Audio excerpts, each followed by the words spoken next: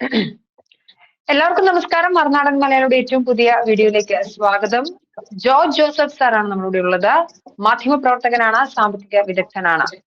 കേന്ദ്ര സർക്കാരിന്റെ ബജറ്റ് പ്രഖ്യാപനം വന്നിരിക്കുന്നു. ഇതുമായി ബന്ധപ്പെട്ട ചർച്ചയാണ്. സാർ നമസ്കാരം.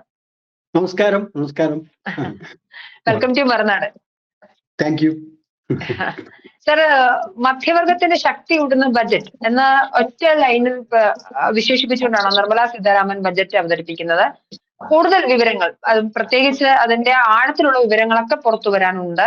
എന്നാൽ പോലും ഇപ്പോൾ തന്നെ നമുക്ക് ഏറെക്കുറെ അതിനെക്കുറിച്ച് ധാരണ കിട്ടിയിരിക്കുന്നു. ബജറ്റിനെ കുറിച്ചിട്ടുള്ള താങ്കളുടെ ഒബ്സർവേഷൻ എന്താണ്? ഇത് ഇന്ത്യക്ക് ഏത് തരത്തിൽ പ്രയോജനപ്പെടും? ഏത് തരത്തിലാണ് നിലവിലെ ബജറ്റ്? ഗുണപ്രദമാണോ അതോ ഏറ്റവും മോശമായ ഒന്നാണോ? ഏതാണ്ട് 1.5 മണിക്കൂർ നീണ്ടുനിന്ന ഒരു ബഡ്ജറ്റ് പ്രസംഗമാണ് ഇന്ന് നിർമ്മല സീതാരാമൻ നടത്തിയത്. നമുക്ക് എല്ലാവർക്കും അറിയാവുന്നതുപോലെ നിർമ്മല സീതാരാമന്റെ 8ാമത്തെ ബഡ്ജറ്റ് അവതരണമാണ് അവർ നിർവഹിച്ചത്. പക്ഷേ ഇപ്പോ നമ്മൾ സൂചിപ്പിച്ച ഈ കാര്യം, അതായത് ഈ മധ്യവർഗത്തിന്റെ കാര്യമൊക്കെ ഇപ്പൊ താങ്കൾ സൂചിപ്പിച്ച കാര്യം തന്നെ, അവിടെ ആ ഹൈലൈറ്റ് ഏറ്റവും ഒടുവിലേക്കാണ് വെച്ചത്. ഏറ്റവും അവസാനം ബഡ്ജറ്റ് കൺക്ലൂഡ് ചെയ്യുന്നത് അത് പറഞ്ഞുകൊണ്ടാണ് കൺക്ലൂഡ് ചെയ്യുന്നത്. അപ്പോ അത് തീർച്ചയായിട്ടും മാധ്യമങ്ങളിൽ വല്ലാതെ ശ്രദ്ധിക്കപ്പെടുന്ന ഒരു പോയിന്റ് ആയിട്ട് അത് മാറും. അതിപ്പോ നേരത്തെ സൂചിപ്പിച്ചതുപോലെ തന്നെ ഈ മധ്യവർഗത്തിനെ വളരെയധികം, പ്രത്യേകിച്ച് സാലറീഡ് ക്ലാസ്സിനെ നന്നായിട്ട് സഹായിക്കുന്ന ഒരു കാര്യം തന്നെയാണ് ആ നിർദ്ദേശം എന്നുള്ള കാര്യത്തിൽ സംശയമില്ല.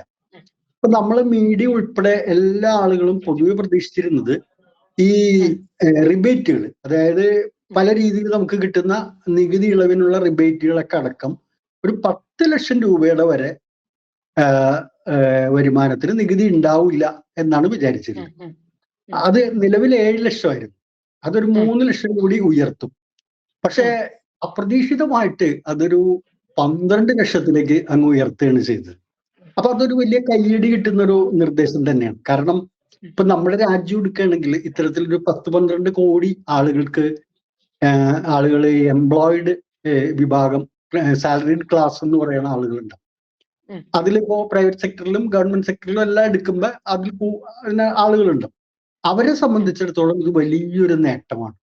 കാരണം മിക്കവാറും ആളുകളെ സംബന്ധിച്ചിടത്തോളം 40,000, 50,000, 60,000 റേഞ്ചിലൊക്കെ ആയിരിക്കും അവരുടെ സാലറി എന്ന് പറയുന്നത്. അപ്പൊ ഇപ്പൊ നിലവിൽ നമ്മൾ നോക്കുമ്പോൾ 1 ലക്ഷം രൂപ സാലറി ഉണ്ടെങ്കിൽ പോലും അത് പ്രശ്നമാവുന്നില്ല.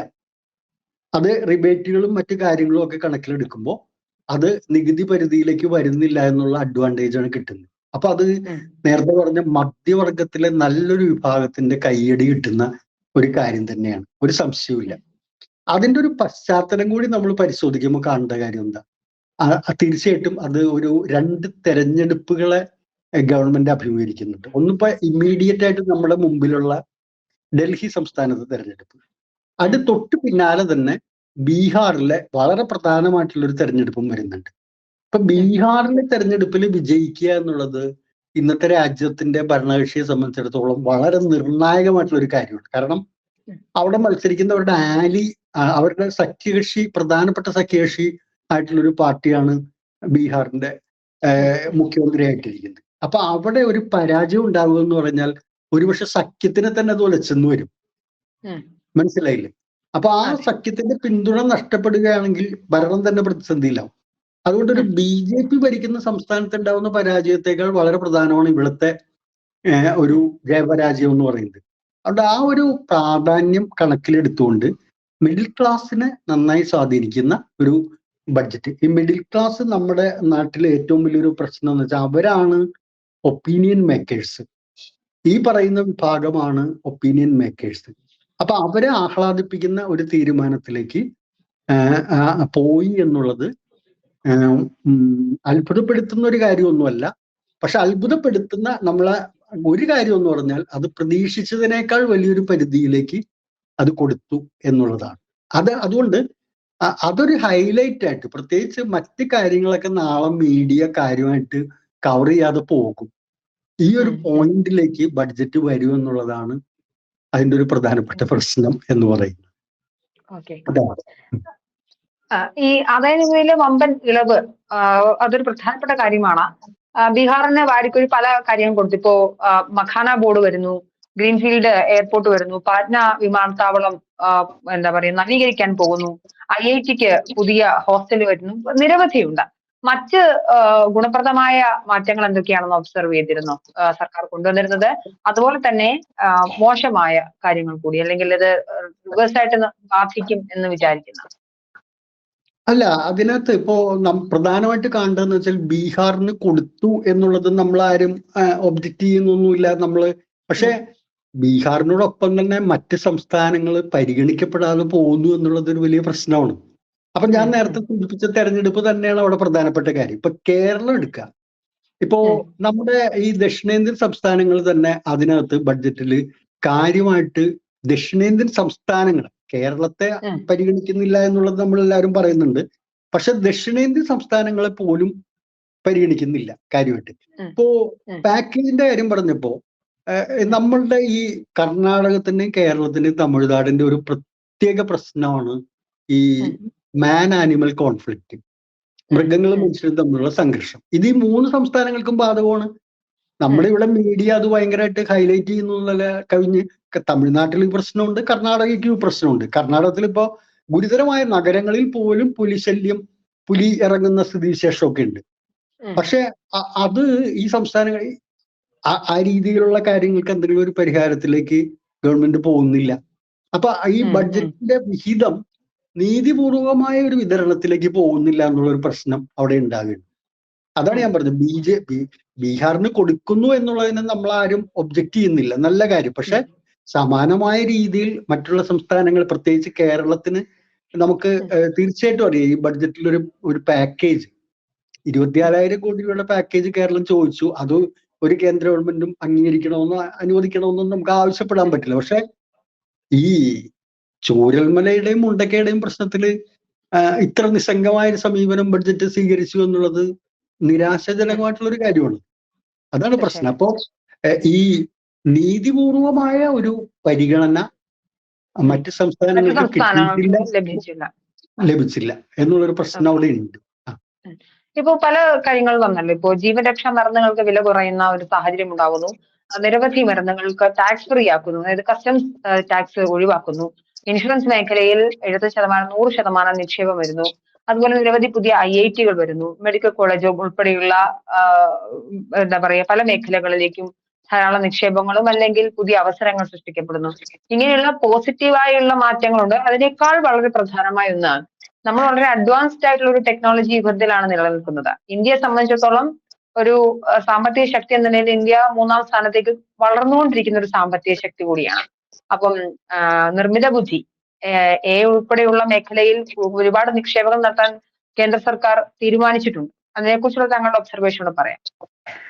അല്ല, ഈ മരുന്നുകളുടെ കാര്യത്തില് ഒരുപാട് അങ്ങനെയുള്ള പ്രഖ്യാപനങ്ങൾ ബഡ്ജറ്റിലുണ്ട്. അത് സ്വാഗതാർഹമായിട്ടുള്ള പ്രഖ്യാപനങ്ങൾ തന്നെയാണ്. കാരണം ആളുകളെ സംബന്ധിച്ചിടത്തോളം ജീവൻ രക്ഷാ മരുന്നുകൾ വില കുറച്ച് കിട്ടുക എന്നുള്ളത് ഇന്നത്തെ സാഹചര്യത്തിൽ വലിയൊരു ആവശ്യമാണ്. കാരണം മരുന്നുകളെ ആശ്രയിച്ച് ജീവിക്കുന്ന ഒരു ജനസമൂഹമായിട്ട് നമ്മൾ ഇന്ത്യയിലെ ആളുകൾ മാറുന്ന സ്ഥിതിവിശേഷമുണ്ട്.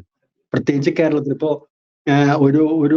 ഒരു വീട്ടിൽ ഒരാൾ പോലും ഒരു നിരന്തരം മരുന്ന് കഴിക്കുന്ന, പ്രഷറിനോ അല്ലെങ്കിൽ ഷുഗറിനോ അല്ലെങ്കിൽ അങ്ങനെയുള്ള അസുഖങ്ങൾക്ക് നിരന്തരം മരുന്ന് കഴിക്കേണ്ടി വരുന്ന ആളുകളില്ലാത്ത ഒരു വീട് പോലും ഇന്ത്യയിൽ ഇല്ല എന്നുള്ള ഒരു സ്ഥിതിയിലേക്ക് കാര്യങ്ങൾ പോവുകയാണ്, പ്രത്യേകിച്ച് കേരളത്തിൽ. അപ്പൊ അതിനൊക്കെ കൊടുക്കുന്ന ഇതെന്ന് പറയുന്നത് നല്ല നീക്കങ്ങൾ തന്നെയാണ്. പക്ഷേ ഈ പ്രശ്നം അവശേഷിക്കുന്നത് എന്താണെന്ന് വെച്ചാൽ ഞാൻ അതാണ് ആദ്യമേ സൂചിപ്പിച്ചത്. നമ്മുടെ ബഡ്ജറ്റിന്റെ മൊത്തം ഫോക്കസ് വരാൻ പോകുന്നത് ഇപ്പോൾ ഈ ആദായ നികുതിയുടെ കാര്യത്തിലേക്ക് വരും. പക്ഷെ അവിടെ ഒരു പ്രശ്നം എന്താ വെച്ചാൽ ഇന്നലെ നമ്മൾ അവതരിപ്പിച്ചിട്ടുള്ള സാമ്പത്തിക സർവേ റിപ്പോർട്ട് നോക്കുക. ആ സാമ്പത്തിക സർവേ റിപ്പോർട്ടിൽ 2024-25 നമുക്ക് 6.4% വളർച്ചയാണ് പ്രതീക്ഷിക്കുന്നുള്ളൂ.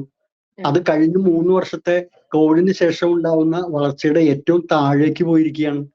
2025-26 അതായത് അടുത്ത സാമ്പത്തിക വർഷത്തിൽ 6.3%-നും 6.8%-നും ഇടയിൽ മാത്രമാണ് വളർച്ച ഉണ്ടാകൂ എന്നാണ് പറയുന്നത്. അപ്പൊ ആ വളർച്ച നമുക്ക് തീർച്ചയായിട്ടും ഒട്ടും തന്നെ പര്യാപ്തമല്ല, അല്ലെങ്കിൽ തീരെ അപര്യാപ്തമായിട്ടുള്ള ഒരു വളർച്ചാ നിരക്കിലേക്ക് ഇന്ത്യ പോവുകയാണ്. അത് ഉയർത്തുന്ന ഒരു പ്രശ്നം എന്ന് പറഞ്ഞാൽ ആ വളർച്ചാ നിരക്ക് താഴാൻ കാരണം എന്ന് വെച്ചാൽ നമ്മുടെ ആളുകളുടെ കയ്യിൽ പണമില്ലാത്തൊരവസ്ഥയിലേക്ക് പോകും. അല്ലെങ്കിൽ നമ്മൾ ഈ പറയുന്ന ഒരു ടെക്നിക്കലായിട്ട് പറയുന്ന പർച്ചേസിങ് പവർ എന്ന് പറയുന്ന, അല്ലെങ്കിൽ വാങ്ങൽ ശേഷി എന്ന് പറയുന്ന ഒരു സാധനം ആളുകൾക്ക് കുറഞ്ഞു വരുന്നു. അപ്പൊ മാർക്കറ്റിൽ അതിനനുസരിച്ച് ഡിമാൻഡ് കുറയുന്നു. ആ ഡിമാൻഡ് കുറയുമ്പോൾ സ്വാഭാവികമായിട്ട് പ്രൊഡക്ഷൻ കുറയുന്നു.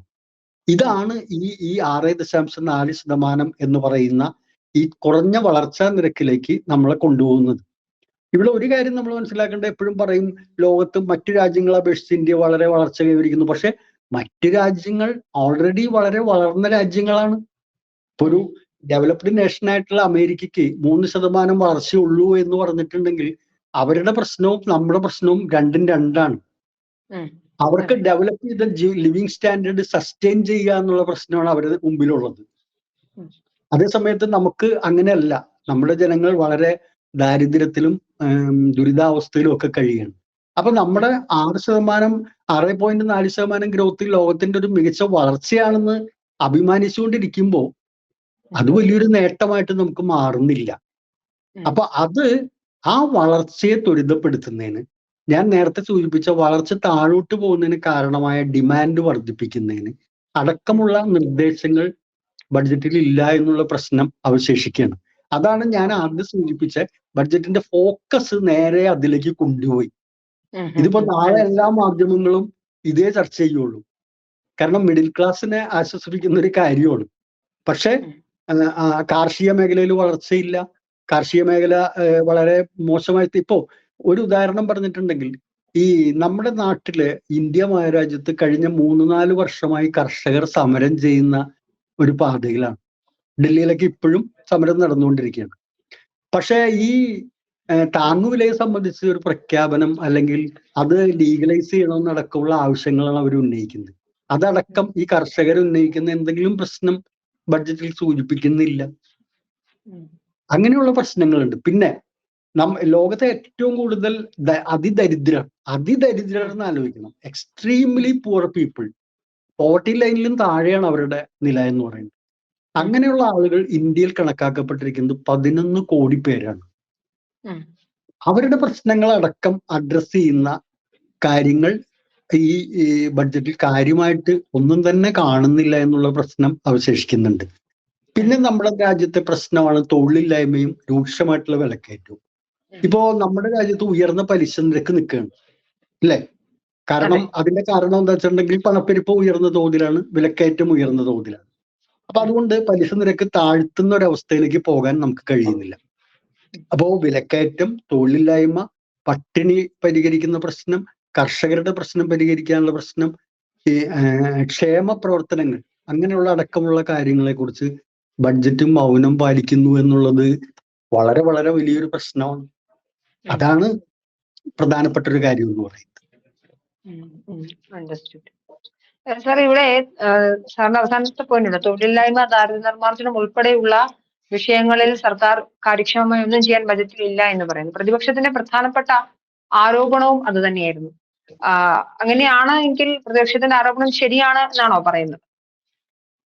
അല്ല, പ്രതിപക്ഷത്തിന്റെ ആരോപണം എന്നുള്ളതല്ല അതിനകത്ത് പ്രശ്നം, വസ്തുതയാണത്.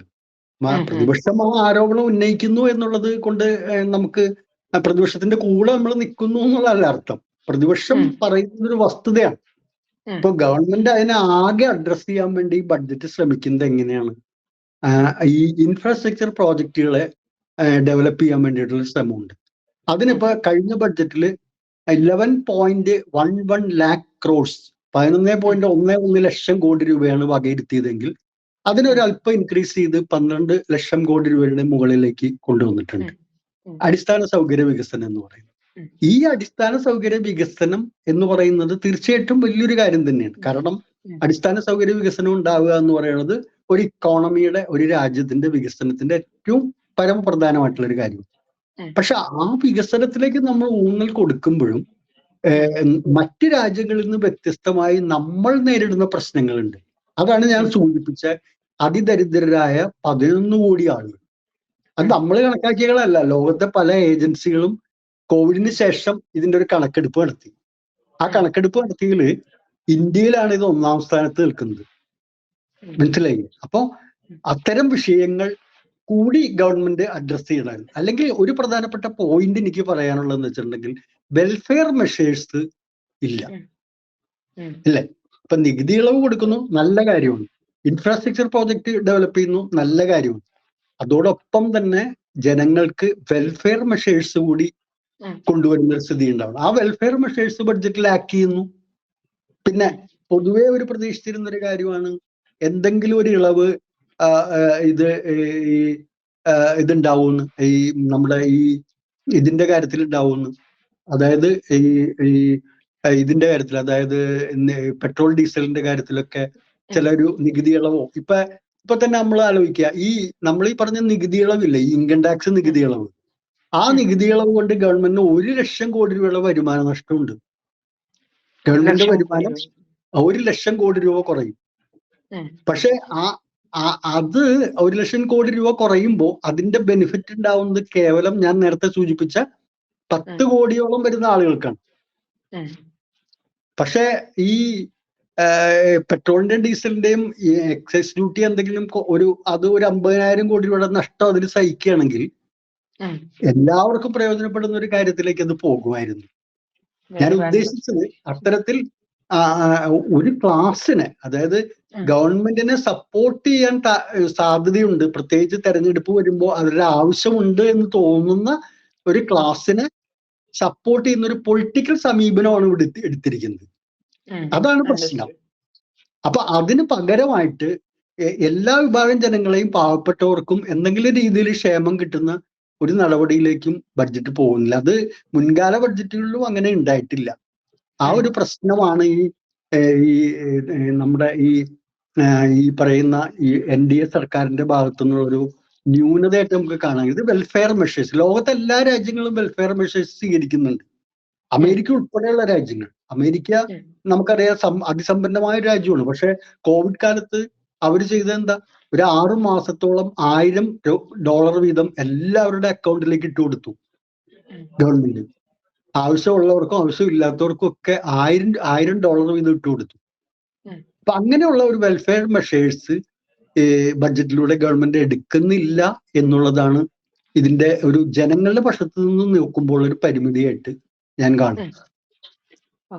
ഒരു മേക്ക് ഇൻ ഇന്ത്യ പോലെയുള്ള പദ്ധതികൾക്ക് ഊന്നൽ കൊടുക്കുന്നുണ്ട്. അതുപോലെ തന്നെ ഞാൻ നേരത്തെ പറഞ്ഞ പോലെ ആർട്ടിഫിഷ്യൽ ഇന്റലിജൻസ് പോലെയുള്ള സങ്കേതങ്ങൾക്ക് കൂടുതൽ പ്രൊമിനൻസ് കൊടുക്കുന്ന രീതിയിലേക്കും കാര്യങ്ങൾ സംസാരം ഉണ്ടായിട്ടുണ്ട്. അപ്പൊ ഇന്ത്യയുടെ ഭാവിയിലേക്ക്, പ്രത്യേകിച്ച് നമ്മൾ മറ്റ് രാഷ്ട്രങ്ങളുമായിട്ട് കോമ്പീറ്റ് ചെയ്യുന്ന സമയത്ത്, ഇപ്പൊ നമുക്കറിയാം ഡീപ്സീക്ക് പോലെയുള്ള സംവിധാനങ്ങൾ ചൈന ഡെവലപ്പ് ചെയ്യുന്നു. ലോകത്ത് ഒരു പ്രധാനപ്പെട്ട രാഷ്ട്രം എന്ന നിലയിൽ, ആൾബലമുള്ള ഒരു രാഷ്ട്രം എന്ന നിലയിൽ നമ്മളെ സംബന്ധിച്ച് ടെക്നിക്കൽ മേഖലയിലെ വളർച്ച കൂടി പ്രധാനമാണ്. അപ്പൊ ഇന്ത്യയുടെ ഭാവിയിലേക്ക് ഇത് എത്ര കണ്ട് മുതൽക്കൂട്ടാകും നിലവിലെ ബജറ്റിന്റെ തീരുമാനം? തീർച്ചയായിട്ടും. അതായത് ഒരുപാട് ഭാവിയിലേക്ക് സാധ്യതകൾ തുറക്കുന്ന നിർദ്ദേശങ്ങൾ ബഡ്ജറ്റിലുണ്ട്. ഉദാഹരണത്തിന് ഇപ്പോ നൈപുണ്യ വികസനം അടക്കമുള്ള കാര്യങ്ങളിൽ ഞാൻ നേരത്തെ സൂചിപ്പിച്ച അടിസ്ഥാന സൗകര്യ വികസനം, അതുപോലെ തന്നെ ടെക്നോളജി റിലേറ്റഡ് ആയിട്ടുള്ള AI സാങ്കേതിക വിദ്യ, തനത് സാങ്കേതിക വിദ്യകൾ വികസിപ്പിക്കുന്നത്. ഇപ്പോൾ നമുക്ക് ചൈനയൊക്കെ ആയിട്ട് ഡീപ്സീക്ക് അതുപോലുള്ള കാര്യങ്ങളിൽ കോമ്പീറ്റ് ചെയ്യാനൊന്നുള്ള എഫിഷ്യൻസി ശേഷിയൊന്നും നമുക്ക് ഉണ്ടെന്ന് യാഥാർത്ഥ്യബോധത്തോടെ നമുക്ക് പറയാൻ കഴിയില്ല. എന്തായാലും കൂടുതൽ നമ്മളൊരു പ്രോഗ്രസീവ് നേഷൻ എന്ന രീതിയിലേക്ക് പോകുന്നതിനുള്ള ഒരു സ്റ്റെപ്സ് ഗവൺമെന്റ് എടുക്കുന്നുണ്ട്. അത് ഈ ബഡ്ജറ്റിലും കാണുന്നുണ്ട്. അതിന് പല പല കാര്യങ്ങളും, ഏറ്റവും പ്രധാനമായിട്ട് ഗവൺമെന്റ് ഗ്രോത്ത് എഞ്ചിനായിട്ട് കാണുന്നത് ഈ പറയുന്ന ഇൻഫ്രാസ്ട്രക്ചർ ഡെവലപ്മെന്റ് ആണ്. പക്ഷെ ആദ്യഘട്ടത്തിൽ തന്നെ ബഡ്ജറ്റ് തുടങ്ങുമ്പോൾ തന്നെ ഏറ്റവും വലിയൊരു ഗ്രോത്ത് എഞ്ചിൻ എന്നുള്ള രീതിയിൽ അഗ്രികൾച്ചറൽ സെക്ടറിനെ കാണുകയും കാർഷിക മേഖലയെ കാണുകയൊക്കെ ചെയ്തിട്ട് അവിടെ കാര്യമായ നിർദ്ദേശങ്ങൾ ഗവൺമെന്റ് ഈ ബഡ്ജറ്റ് മുന്നോട്ട് വെക്കുന്നില്ല എന്നുള്ളതാണ് അതിന്റെ കാതലായിട്ടുള്ള പ്രശ്നം. ഒരുപാട് കാര്യങ്ങൾ 2047 വികസിത ഭാരതം എന്നുള്ള ലക്ഷ്യത്തിലേക്ക് പോകുന്ന വിധത്തിൽ പോകുന്നുണ്ട്. ഇപ്പൊ ഗവൺമെന്റ് ഇപ്പൊ എടുത്തിരിക്കുന്ന ഈ സ്റ്റെപ്പ് തന്നെ, ഇപ്പൊ ഒരു പരിധിവരെ ഈ ഇൻകം ടാക്സിന്റെ കാര്യത്തിൽ എടുത്തിരിക്കുന്ന സ്റ്റെപ്പ് തന്നെ ഈ 1 ലക്ഷം കോടി രൂപയുടെ നഷ്ടം സഹിക്കുമ്പോൾ ഓരോരുത്തർക്കും ഇപ്പൊ 12 ലക്ഷം രൂപ വരെ വരുമാനമുള്ള ആൾക്ക് 70,000 രൂപയുടെ മുതൽ 80,000 രൂപയുടെ വരെ നേട്ടം ഉണ്ടാവും എന്ന് പറയുന്നു. അതിന് മുകളിലുള്ളവർക്ക് ഒരു 1 ലക്ഷം കോടി രൂപ, അങ്ങനെ 1 ലക്ഷം രൂപ, അങ്ങനെ 1.1 ലക്ഷം കോടി. ഇതൊക്കെ തീർച്ചയായിട്ടും ഈ ഈ തുക മാർക്കറ്റിലേക്ക് തിരിച്ചു വരാൻ സാധ്യതയുണ്ട്. അങ്ങനെ വരുമ്പോൾ നമ്മുടെ ഈ ഡിമാൻഡ് ക്രൈസിസിന് ഒരു പരിധിവരെ പരിഹാരം ആവുന്നൊരു സ്ഥിതി ഉണ്ടാവും. അപ്പൊ അതൊക്കെ തീർച്ചയായിട്ടും പ്രോഗ്രസീവ് ആയിട്ടുള്ള സ്റ്റെപ്സ് തന്നെയാണ്. ഭാവിയെ സംബന്ധിച്ചിടത്തോളം പ്രതീക്ഷ നൽകുന്ന സ്റ്റെപ്സ് തന്നെയാണ്. അപ്പൊ ഈ പറഞ്ഞ 6.4% വളർച്ചാ നിരക്ക് ഇടിഞ്ഞതിനെ ഒന്ന് പരിഹരിക്കുന്നതിന് വേണ്ടിയും അത് ഉപകരിക്കും. നമുക്കിപ്പം ഞാൻ പറഞ്ഞ പോലെ ഡിമാൻഡ് ഉണ്ടാകേണ്ടിയിരിക്കുന്നു. ഡിമാൻഡ് മാർക്കറ്റിൽ ഇല്ല എന്നുള്ളതാണ് പല മേഖലകളിൽ, പ്രത്യേകിച്ച് FMCG സെക്ടർ, ഓട്ടോമൊബൈൽ സെക്ടറിലൊക്കെ ഈ ഡിമാൻഡില്ലായ്മ വളരെ ഗുരുതരമായിട്ടുള്ള പ്രതിസന്ധിയാണ് സൃഷ്ടിച്ചുകൊണ്ടിരിക്കുന്നത്. അപ്പൊ അത് പരിഹരിക്കുന്നതിന് ഈ നീക്കം ഉതകുന്നതാണ്. അതുപോലെ പല മേഖല ഈ റീഫോം മെഷേഴ്സ് കുറച്ച് ഈ ബഡ്ജറ്റ്, അത് ഓരോന്നും നമുക്കിപ്പോ ഡീറ്റെയിൽസ് വന്നിട്ടില്ല. നമ്മളിപ്പോ ബഡ്ജറ്റിനെ കുറിച്ച് പ്രാഥമികമായിട്ടുള്ള ഒരു അറിവാണല്ലോ നമ്മുടെ കയ്യിലുള്ളൂ. അപ്പൊ റീഫോം മെഷേഴ്സിനെ കുറിച്ച് പലതും മിനിസ്റ്റർ പറയുന്നുണ്ടായിരുന്നു. അത് പലതും അനക്സറിലാണ് ഞാൻ ചേർത്തിരിക്കുന്നതെന്ന് പറയുന്നുണ്ടായിരുന്നു. അപ്പൊ നമുക്ക് ബഡ്ജറ്റ് ഡീറ്റെയിൽസ് വരുമ്പോൾ അനക്സർ അടക്കം നോക്കേണ്ട ഒരു സ്ഥിതിയുണ്ട്. അപ്പൊ അങ്ങനെ വരുമ്പോ ഗവൺമെന്റ് പ്രോഗ്രസീവ് ആയിട്ടുള്ള നല്ല പല സ്റ്റെപ്സും ഈ ബഡ്ജറ്റിൽ എടുത്തിട്ടുണ്ട് എന്നുള്ളതൊരു വസ്തുതയാണ്. പക്ഷെ നമ്മളെ സംബന്ധിച്ച് ഈ അഡ്രസ് ചെയ്യേണ്ട ചില വിഷയങ്ങളിലേക്ക് ഗവൺമെന്റ് വരുന്നില്ല. അവിടെയാണ് അതിന്റെ ഒരു പോരായ്മയായിട്ട് നിലനിൽക്കുന്നത്. തീർച്ചയായിട്ടും സാർ, നിലവിലെ സാഹചര്യത്തിൽ നമ്മൾ മനസ്സിലാക്കുന്നത് സർക്കാർ 2047 വികസിത ഭാരതം എന്ന് പറയുന്ന ഒരു ഐഡിയയ്ക്ക് വേണ്ടി കുറേയധികം കാര്യങ്ങൾ ചെയ്തിട്ടുണ്ടെങ്കിലും പല മേഖലകൾക്കും പ്രത്യേകിച്ച് സൗത്തിലേക്കൊക്കെ വരുന്ന സമയത്ത് നീതിപൂർവമായ ഒരു വിതരണം ബജറ്റിൽ കാര്യമായി നമ്മൾ കാണുന്നില്ല എന്നൊരു പ്രധാനപ്പെട്ട ആക്ഷേപം കൂടെ നിലനിൽക്കുന്നുണ്ട്. ജനക്ഷേമ പ്രവർത്തനങ്ങൾക്കുള്ള ഫണ്ട് വിതരണം ഉൾപ്പെടെയുള്ളവ കുറഞ്ഞിരിക്കുന്നു എന്നുള്ളൊരു കാര്യം കൂടി നമ്മൾ കണ്ടെത്തുന്നുണ്ട്. അതേസമയം മരുന്നുകൾക്ക് വില കുറച്ചതും ഒരുപാട് തരത്തിൽ അതുപോലെ ഞാനിപ്പോ മൊബൈൽ ഫോണിന്റെ ബാറ്ററി അടക്കമുള്ള കാര്യങ്ങൾക്ക് ഇമ്പോർട്ട് ഡ്യൂട്ടി, അതുപോലെ ഈ നമ്മുടെ ഇത് ലിഥിയം ബാറ്ററികളുടെ കാര്യത്തിലുള്ള അത് നിർമ്മിക്കുന്നതിനുള്ള ഘടകങ്ങളുടെ ടാക്സ് കുറച്ചിട്ടുണ്ട്. അങ്ങനെ ടാക്സ് അതെ, അങ്ങനെയുള്ള അത് MSME സെക്ടറുകൾക്ക്, അത് ചെറുകിട സൂക്ഷ്മ വ്യവസായ സംരംഭങ്ങൾക്ക് ഊന്നൽ കൊടുക്കുന്ന സ്റ്റെപ്സ് എടുത്തിട്ടുണ്ട്. അതൊക്കെ വരുമ്പോ കുറെ തൊഴിലില്ലായ്മ പരിഹരിക്കുന്നതിനുള്ള സ്റ്റെപ്സ് അതിലൂടെ ഉണ്ടാകും എന്നുള്ള കാര്യത്തിൽ തർക്കം ഒന്നുമില്ല.